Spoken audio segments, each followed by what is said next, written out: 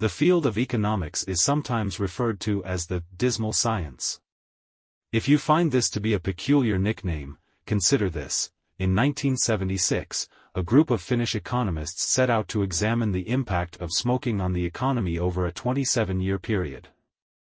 They studied individuals, some of whom smoked and others who did not, tracking their contributions or burdens on the economy, such as through tax revenues, social assistance, and healthcare costs. The economists hypothesized that smokers would contribute less to the economy or even pose a net burden due to higher illness rates, straining healthcare infrastructure, and lower productivity, even among relatively healthy smokers. However, their findings surprised them. On average, smokers lived 8.6 years less than non-smokers, resulting in a lower burden on publicly funded retirement systems. The diligent, small-smoking economic contributors tended not to die while still economically active. Instead, their average net contribution to public finances was €133,000 higher than that of non-smokers. When the economists softened their stance and considered the value of human life in their study, the results reversed.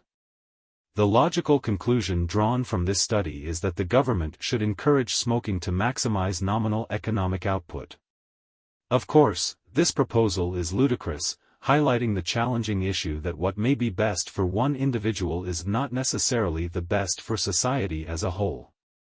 In the field of economics, dealing with fundamentally limited resources, deadly compromises like these must be considered.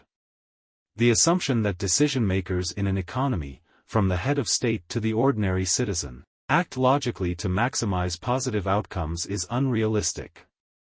Decisions are often made based on ideology, personal gain, or sheer ignorance. Many leading economists, including some distinguished Nobel laureates, hold differing views. Throughout history, economic mistakes, whether due to lack of knowledge or non-existent economic principles, have cost billions of lives. Today, some of these errors persist, reminding us of the importance of learning from past economic blunders. Currently, economics as an academic discipline faces a crisis. Microeconomists, focusing on small-scale interactions and individual decision-making, are under scrutiny for falsifying study results. On the macroeconomic front, the debate continues for decades, as it is challenging to conduct experiments on whole markets, often at the national or global level. One notable historical blunder occurred in 1958 when China, in its pursuit of industrialization, encouraged farmers to use backyard furnaces to increase steel production.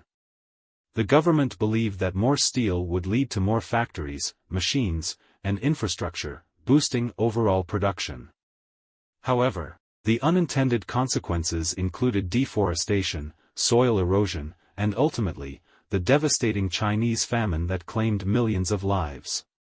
Globalization, the increasing interconnectedness of countries in trade, investment, and cooperation, has brought both benefits and drawbacks. While it lifted hundreds of millions out of poverty in countries like China, it also led to job displacement and economic inequality in advanced economies. The wealth generated by global industries primarily benefited a privileged few, exacerbating societal issues like the opioid epidemic and homelessness. Economist Deaton argues that modern economics, which fueled globalization, failed to recognize the profound consequences of such radical changes. He emphasizes the importance of considering more than just measurable outcomes like production, wealth, and human development. The dilemma lies in striking a balance between a data-driven approach and understanding intangible aspects such as human fulfillment and happiness. In the quest for economic success, some argue for a more philosophical foundation for economics, emphasizing the role of economists as philosophers who assess what truly matters to people and how to best achieve those goals. Nobel laureate Deaton suggests an alternative approach to studying economics, highlighting the critical discussion surrounding the impact of globalization, a subject that continues to shape economic policy and influence the well-being of people worldwide. In conclusion, the complexities of economic decision-making, coupled with the challenges of balancing tangible and intangible factors, demand a nuanced understanding of the discipline. While data-driven approaches offer valuable insights, economists must also grapple with the ethical and philosophical dimensions to avoid inadvertently causing harm to individuals and society as a whole.